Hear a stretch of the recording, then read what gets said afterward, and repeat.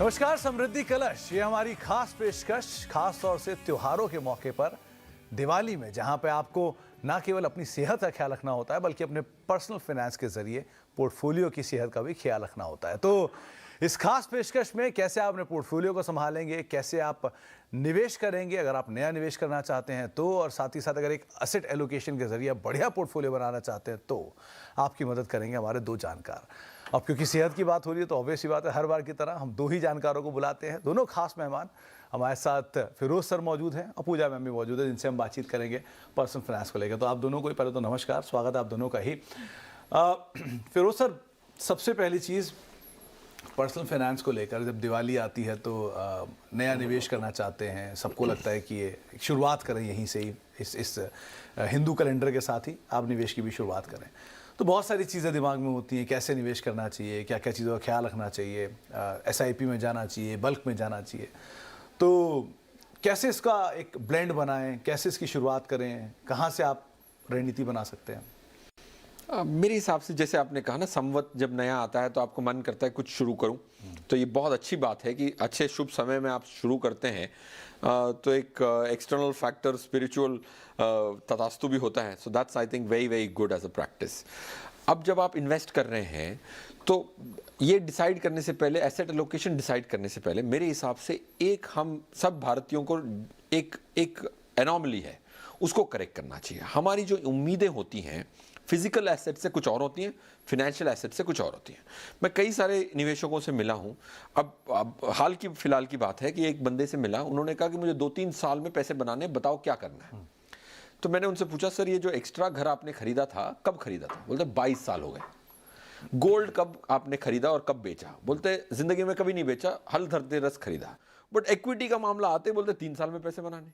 तो मैंने कहा ये इस बच्चे के साथ ऐसा खराब बर्ताव क्यों? 3 बच्चे हैं आपके घर में, 2 बच्चों को कहते हो 10वीं कक्षा में पहुंचने के लिए आपके पास 10 साल है, एक बच्चे को कहते हो तू 10वीं कक्षा में पहुंच जा बट 3 साल देता हूं मैं तुझे, और बच्चा फेल होता है। बोलते हैं बच्चे में खराबी है, पेरेंट में खराबी है, बच्चे में खराबी है। तो उम्मीदें आप हर एसेट से एक समान रखें, तभी वो आपको प्रॉफिट करेगी। ये अगर ये थॉट प्रोसेस एक ठीक से बैठ जाता है ना एक निवेशक के मन में, तब वो इक्विटी का फायदा ले पाते हैं। वरना इक्विटी में जो फायदा है वो सिर्फ चार्टों में दिखता है और बैंक अकाउंट में नहीं दिखता है। ये एक चीज मेरी विनती होगी। सेकंड, आज के करंट समय में मेरे हिसाब से हाई इन्फ्लेशनरी इकोनॉमी में इक्विटी का आप एक ही कंट्री हैं टॉप 5 में जो इतनी अच्छी तेजी से बढ़ रहे हैं, तो रिसेशन का डर नहीं है।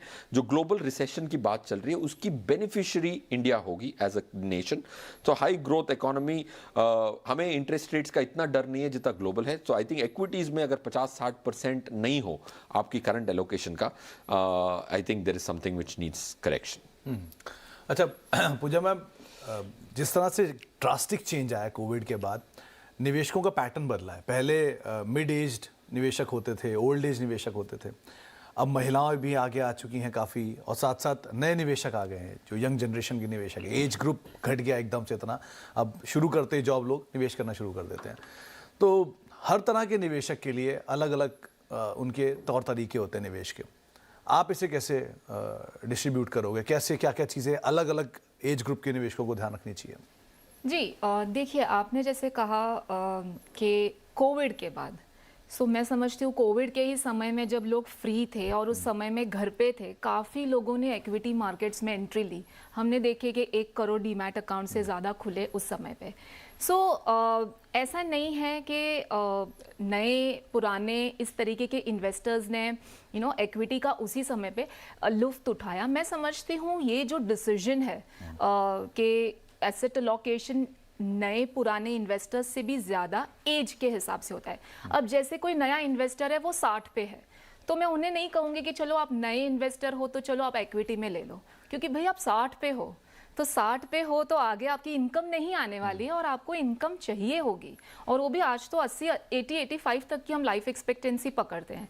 तो इस तरीके का इन्वेस्टमेंट आपको सूट होगा जिसमें आपकी मंथली इनफ्लो भी होगी and at the same time capital आपका इंटैक्ट होगा। एट द सेम टाइम कोई ओल्ड इन्वेस्टर है जो 20-25 साल से कर रहा है, ठीक है, लेकिन एट द एज ऑफ 30-35 भी वो ओल्ड है, फिर भी हम उसे कहेंगे आप इक्विटी में ही रहो, क्योंकि आप रिस्क उठाने की क्षमता लेते हो तो आपको डेफिनेटली आपके सारे गोल्स जो आगे आने वाले हैं उसके लिए आपको इक्विटी में ही निवेश करना होगा। सो एसेट अलोकेशन की जो मैं कहूँगी एज वाइज अगर हम उसे देखें तो आप यंग इन्वेस्टर हैं, समझो आप 25 साल के आसपास हैं, 25 से 35 की अगर आपकी उम्र है तो डेफिनेटली आप 70 to 80% आपका आप इक्विटी में डेफिनेटली निवेश कर सकते हैं। अगर आप 35 to 50 के बीच में है, जो एक मैं कहूँगी इस तरीके का एज गैप एक उस समय पे आपके सारे रिस्पॉन्सिबिलिटीज़ होती हैं, जैसे आपके लोन्स उस समय पे होते हैं, अगर आपने कोई लोन्स खरीदे हैं, हाउस लोन वगैरह हैं, बच्चों की पढ़ाई का एक गोल होता है, बच्चों की शादी का गोल होता है, वो सारा उसी समय पे आता है। सो वो समय पे आपको इक्विटी में एटलीस्ट आप 50% तक तो रहें, because at the same time आपको दूसरी चीज़ों को भी देखना है, कंटिजेंसीज भी मेंटेन करनी है। और अगर आप 50 प्लस हैं जो आप रिटायरमेंट नियर करने वाले हो, एट द सेम टाइम काफ़ी सारे आपने खर्चे कर लिए हैं, आपके लोन्स खत्म हो गए हैं, सो उस समय पे इस तरीके की प्लानिंग करनी, जैसे मैंने मेंशन किया कि आपको मंथली इनफ्लो चाहिए, सो स्टेबिलिटी ऑफ इनकम, तो वहाँ पे भी एटलीस्ट आप 30-40% इक्विटी में रहें। एक चीज़ मुझे ऐसे लगता है जो हम बाय डिफ़ॉल्ट फार्मूला से ना जाएं कि आप 50-60 पे आए तो आप इक्विटी एकदम ही छोड़ दें। आज के ज़माने में मुझे ऐसे लगता है कि अगर आप 50-55 पे भी हैं, आप ओल्ड इन्वेस्टर हैं, आपने तो 30 से शुरू किया है, आपने देखा है मार्केट में लॉन्ग टर्म बने रहने से ही आपको फ़ायदा है। सो 50-55 पे भी हैं, आप इक्विटी एक पोर्शन तक रख सकते हैं मेरे हिसाब से, क्योंकि वो पैसा जो आप निवेश कर रहे हैं, ऐसा नहीं है कि आप पूरा का पूरा पैसा उसे 60 पे यूज़ करने वाले हैं, उसे आप 80-85 तक आपको यूज़ करना है, आप सिर्फ मंथली विड्रॉवल्स लेने वाले हैं। सो मेरे हिसाब से उस समय पे भी आप कंफर्टेबली इक्विटी ले सकते हैं। आपको चाहिए तो आप बैलेंस एडवांटेज कैटेगरी का चुनाव करें, या तो फिर जिसमें इक्विटी पोर्शन कम है, लेकिन asset allocation age wise define करें फाइनेंशियल प्लानर के साथ बैठ के, जो गोल्स हैं उस हिसाब से, जितना लंबा उनका गोल का पीरियड है उतना ही ज़्यादा आप इक्विटी में निवेश करें और बेझिझक निवेश करें, क्योंकि आज जैसे फिरोज जी ने भी कहा, इन्फ्लेशन को बीट करने के लिए अगर कोई इंस्ट्रूमेंट है लॉन्ग टर्म के लिए तो इक्विटी ही है, उसके सिवाय आपकी गाड़ी चलेगी ही नहीं। इक्विटी 12 से 15% का रिटर्न, मोटा मोटा आप म्यूचुअल फंड मान लिए 12 से 15% का रिटर्न, जो कि इक्विटी बेस्ड होते हैं यूजुअली। गोल्ड 7-8% का रिटर्न, और एफडी का तो हाल सबको पता है किस तरह इन्फ्लेशन शायद बीट नहीं कर पा रहा। लेकिन इस सिचुएशन के बावजूद भी सब पूछते हैं कि फिर भी गोल्ड लें, सिल्वर लें, ये धनतेरस है, दिवाली है, तो सबका सबसे चहेता गोल्ड सिल्वर ही होता है। तो फिरोज सर, आपका कहना क्या है? गोल्ड सिल्वर लें पहली चीज़, लें तो फिजिकल लें दूसरी चीज़, ई गोल्ड लें, कोई और नया माध्यम ढूंढें, कैसे निवेश करें गोल्ड सिल्वर में? देखिए, जैसे आपने कहा, अब पहली बात तो है कि गोल्ड में हमने 3 साल की निवेश का एवरेज रिटर्न निकाला, 9.3% आया। ऑफ कोर्स गोल्ड और सिल्वर के प्रति, एक प्रेशियस मेटल के प्रति हमारा एक थोड़ा प्रेम है, और जाहिर सी बात है, राइट। हम गोल्ड का टोटल ह्यूमन काइंड में जितनी गोल्ड एक्सट्रैक्ट हुई है उसका 12% इंडियंस ओन करते हैं। इंडिया की जीडीपी है 3% वर्ल्ड जीडीपी में। सो हमारा प्रेम है, पॉइंट 1। गोल्ड और सिल्वर खरीदने से आपको एक लाभ जरूर मिलता है सुमित सर, कि आप डॉलर खरीद रहे हो, राइट। तो आपको एक करेंसी की हेज मिलती है। आज हम देखें 82 पे पहुंच गए, राइट। तो अगर आपके ग्लोबल गोल्स हैं, जैसे आपको बच्चों को बाहर भेजना है पढ़ाने के लिए, या फिर आपको एक उम्र के बाद ग्लोबल टूर करना, आपकी बहुत शौक है आपको ट्रैवल का, तो गोल्ड और सिल्वर का ये जो नॉन ऑप्टिकल बेनिफिट है कि आप डॉलर एक्यूमुलेट करते हैं, वो सेकंड चीज है। अगर आपके ग्लोबल ऑब्जेक्टिव हैं तो आपके पास गोल्ड सिल्वर जरूर होना चाहिए। अब तीसरा, गोल्ड सिल्वर के बीच में कैसे निर्णय लूं? देखिए, गोल्ड लास्ट ईयर से इतना पैसे बनाया नहीं है, सिल्वर ने पैसे बनाए, राइट। अब हम तो एक मॉडल यूज करते हैं जिसमें गोल्ड और सिल्वर का रेशियो लेते हैं प्राइस का। तो अगर वो रेशियो, जैसे न्यूमरेटर में गोल्ड रखा, डिनोमिनेटर में सिल्वर का प्राइस रखा, अगर वो 124 पे गया हुआ है, मतलब गोल्ड 124 गुना ज्यादा महंगा था सिल्वर से, तब आपको गोल्ड नहीं खरीदना है, तब आपको डिनोमिनेटर सिल्वर खरीदना है। ओके। जब ये आंकड़ा 31 भी गया था, मतलब गोल्ड का दाम सिल्वर से 31 गुना ज्यादा था, तब आपको डिनोमिनेटर में नहीं रहना है, गोल्ड में रहना है, सिल्वर में नहीं रहना है। तो ये रेशियो के हिसाब से अगर कोई 60 के ऊपर ये रेशियो रहता है तब वो सिल्वर के प्रति जाए, और 60 के नीचे रहता है तो गोल्ड के प्रति जाए, और भावुक होकर सिर्फ गोल्ड के प्रति ना जाए। That's how you decide between silver and gold. अब रहा सवाल कौन से माध्यम से इन्वेस्ट करूं, जो आपका पॉइंटेड सवाल था। माध्यम में मेरे हिसाब से गोल्ड के लिए तो प्रॉब्लम सॉल्व हो गई कि कोई और कॉम्पिटिटर ही नहीं है सॉवरेन गोल्ड बॉन्ड के अलावा, क्योंकि आपको 2.5% की मुफ्त रिटर्न मिलती है। दूसरी ये जो मुफ्त मिलती है, जो आपको टैक्स डिस्काउंट मिलता है, वो सब मिला मिलू के अगर 3.5-4% का तो गिफ्ट मिल जाता है आपको, तो गोल्ड का दाम नहीं भी बढ़े तो आपको 2.5% फ्री में मिल गए और कैपिटल गेन टैक्स फ्री हो गई अगर होल्ड टू मैच्योरिटी है। So I would say sovereign gold bond is the end all and be all of anything other than ornamental. Ornamental आधे आपके दर्शक विमेन हैं, तो ऑर्नामेंटल के बारे में भेजूंगा तो हमारे साथ भी पूजा मैडम बैठी हैं, तो there will be a lot of hue and cry. मैं उसको अलावा आप सिर्फ सॉवरेन गोल्ड बॉन्ड खरीदें या फिर ETF खरीद सकते हैं शॉर्ट टर्म के लिए। ओके दूसरा पार्ट आता है इक्विटी और डेट, क्योंकि अब गोल्ड तो हो गया, रियल एस्टेट पर हम बात नहीं कर सकते, बड़ा सब्जेक्टिव है, लेकिन इक्विटी और डेट में आपने कहा भी इक्विटी सबको लेना चाहिए। तो इक्विटी सबको लेना चाहिए, डेट नहीं लेना चाहिए, इक्विटी डेट का ब्लेंड लेना चाहिए, ज्यादा इक्विटी लेना चाहिए, कम डेट लेना चाहिए, ज्यादा डेट लेना चाहिए, कम इक्विटी लेना चाहिए, ये रेशियो क्या बनाया जाए? देखिए अगेन इसका डिसीजन जो है वो आपके एसेट अलोकेशन के हिसाब से ही मैं कहूँगी। एज और इक्विटी एसेट अलोकेशन ही डिसाइड करता है आपका इक्विटी और डेट। देखिए गोल्ड जैसे फिरोज जी ने कहा, हम 10 से 15% रखेंगे पोर्टफोलियो में, उससे ज़्यादा हम उसे नहीं दे सकते जगह, क्योंकि वो एक हेज है, ठीक है। तो मेजर आपका जो पैसा बनाने वाला जो पोर्शन है वो तो मैंने कह दिया इक्विटी है। अब इक्विटी हमने कह दिया तो लोगों ने बोला चलो ज़्यादा रिटर्न मिल रहा है तो फिर उसमें रेस ना लगाएं, क्योंकि आपकी एज आपकी एक रिस्क उठाने की एक क्षमता होती है। ये चीज़ बहुत देखने को आई सुमित जी, जो कोविड के टाइम पे इक्विटी में जो हमने चढ़ाव देखा, लोगों ने एंट्री तो ले ली, लेकिन जब 2021 से जब अब 2022 से भी अभी जब हमने गिरावट देखी, वही लोग आके कह रहे हैं कि अब तो माइनस में है रिटर्न, अब क्या करेंगे, अब पैनिक हो गए। तो हमने तो इक्विटी कहा था लॉन्ग टर्म।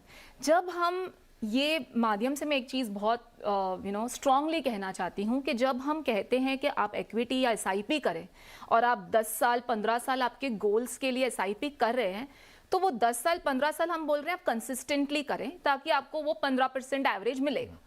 तो वो 15 साल तो आपकी इक्विटी ऊपर ही तो नहीं जाने वाली, हमेशा आपकी इक्विटी गिरेगी भी, जो हम करंट सिचुएशन देख रहे हैं वो सिचुएशन में भी आपको रहना है, क्योंकि उसी समय पे आपको वैल्यूएशंस चीप मिल रहे हैं, आपको यूनिट ज्यादा मिल रहे हैं, जिसकी वजह से पावर ऑफ कंपाउंडिंग हो रहा है और रिटर्न मिल रहे हैं।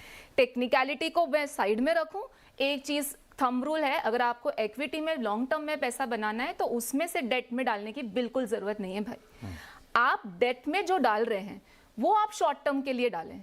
जैसे शॉर्ट टर्म आपके कोई गोल्स हैं, 1 से 3 साल के अंदर अगर कोई गोल आने वाला है, अब इक्विटी तो कह दिया चलो लंबा मतलब 5 साल है नबाओ। अब 1 साल के अंदर कंटिजेंसी फंड बनाने को हम कहते हैं, जो कोविड टाइम पे बहुत लोगों ने रियलाइज किया कि कंटिजेंसी फंड कितना जरूरी है। आज जब इनकम आनी बंद हो जाती है और जब EMI चलती है, तब पता चलता है कि घर के खर्च कैसे चलते हैं। सो कंटिजेंसी फंड जो हम पहले 3 महीने या 6 महीने का आपका घर खर्च कहते थे, वो मैं कहूंगी आप एटलीस्ट 12 महीने तक का रखो। एक सफिशिएंट कंटिजेंसी फंड रखो, जिसे आप एक लिक्विड फंड या आर्बिट्राज फंड में रख सकते हो, आपकी जिस हिसाब से टैक्स लायबिलिटी है। 1 से 3 साल के अंदर का जो गोल है उसके लिए आप डेट फंड का चुनाव करें। और अगर आप बहुत कंजर्वेटिव हैं, जैसे महिलाएं हैं जिनके साथ मैं डील करती हूँ, तो उन्हें कंजर्वेटिव एटीट्यूड की वजह से एकदम से इक्विटी में नहीं भी जाना होता है, तो उनके लिए एक विकल्प है, आप बैलेंस एडवांटेज फंड का चुनाव करें। सो बैलेंस एडवांटेज एक मिक्स है जिसमें इक्विटी और डेट दोनों आता है, और यही जो एक फाइट होती है कि मार्केट ऊपर है और मार्केट नीचे, अब इक्विटी में रहें निकलें ये वो, तो आप बैलेंस एडवांटेज रहे, क्योंकि उसमें जो फंड मैनेजर है वो इस तरीके की ही रणनीति करता है कि इक्विटी ऊपर है तो वो इक्विटी में नहीं डालेगा, और इक्विटी नीचे है तो वो इक्विटी में डालेगा। सो आप सिट बैक करें और एक इस तरीके का फंड लें जहां आपको रिटर्न्स भी मिलेंगे और आपकी थोड़ी बहुत सेफ्टी भी रहेगी मार्केट में। तो इस तरीके से आप चले, तो ये रणनीति आपने सुन ली गोल्ड की, रणनीति आपने सुन ली इक्विटी डेट की। अब क्योंकि दिवाली है तो तोहफा तो दिया ही जाएगा, तोहफा देंगे फिरोज सर और पूजा मैम। ब्रेक का वक्त है, ब्रेक के बाद लौटते हैं और दिवाली का गिफ्ट इन दोनों से लेते हैं।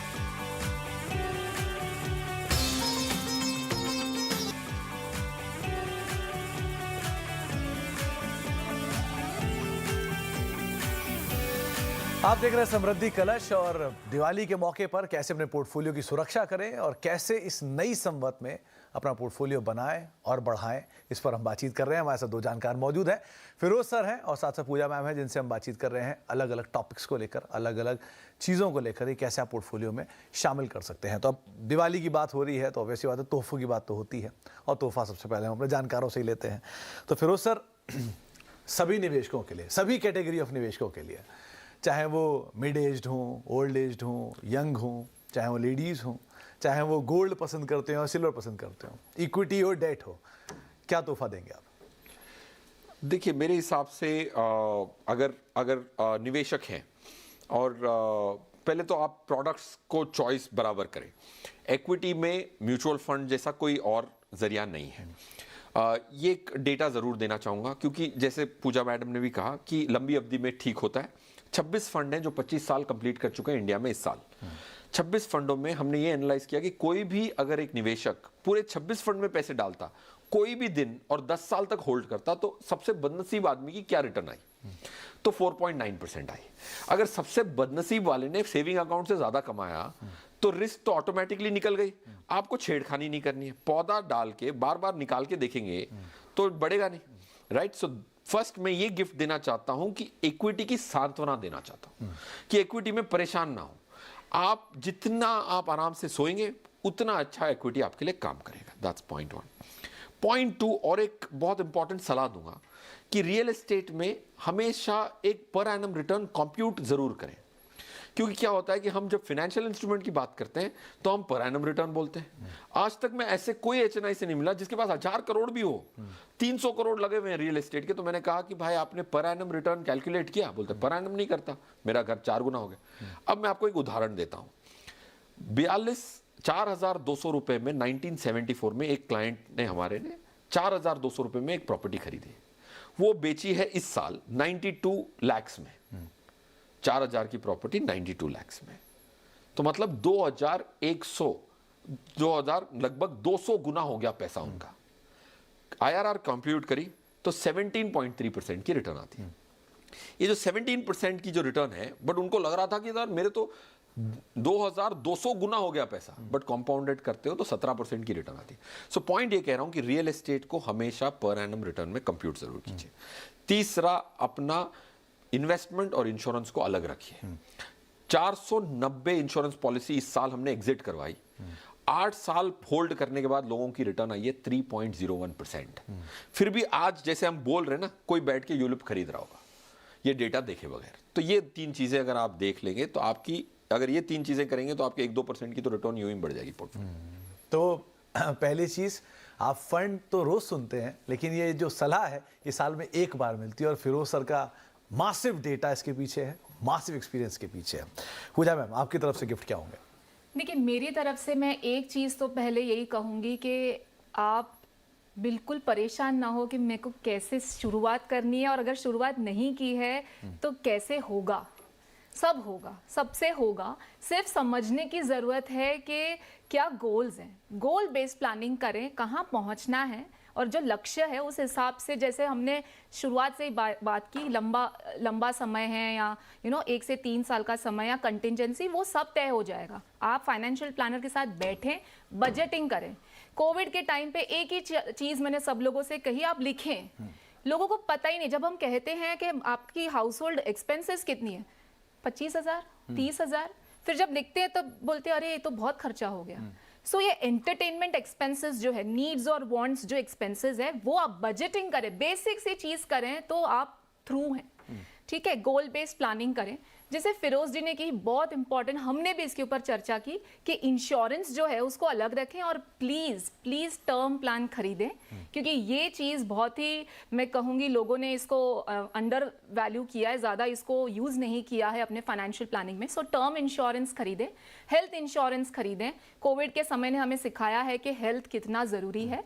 और लास्टली, एसेट एलोकेशन, जो हम आज के टॉपिक से शुरुआत की है हमने, इक्विटी डेफिनेट आपके पोर्टफोलियो में रखें, विथ ऑल द रिस्क और आपके टाइम होराइजन्स को ध्यान में रखते हुए डेट आपके पोर्टफोलियो में रखें और गोल्ड भी आपके पोर्टफोलियो में रखें। सोवरेन गोल्ड बॉन्ड्स है, गोल्ड ETFs है, इस तरीके के माध्यम से सारे असेट्स में आप निवेश कर सकते हैं और एक स्ट्रेस फ्री रिटायरमेंट जिए। That's it. तो हेल्थ और वेल्थ दोनों पे निवेश करें।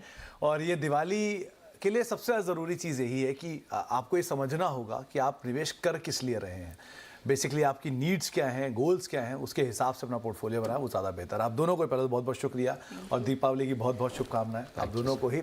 साथ ही साथ हमारे सभी दर्शकों को भी दीपावली की बहुत बहुत शुभकामनाएं और उम्मीद करते हैं कि इस दिवाली आप हेल्थ पर भी और वेल्थ पर भी काफ़ी ज़्यादा फोकस करेंगे ताकि वो बेटर होते हुए दिखाई पड़े अगली संवत तक आते आते। इसी के साथ ही हमारी इस खास पेशकश में इतना ही।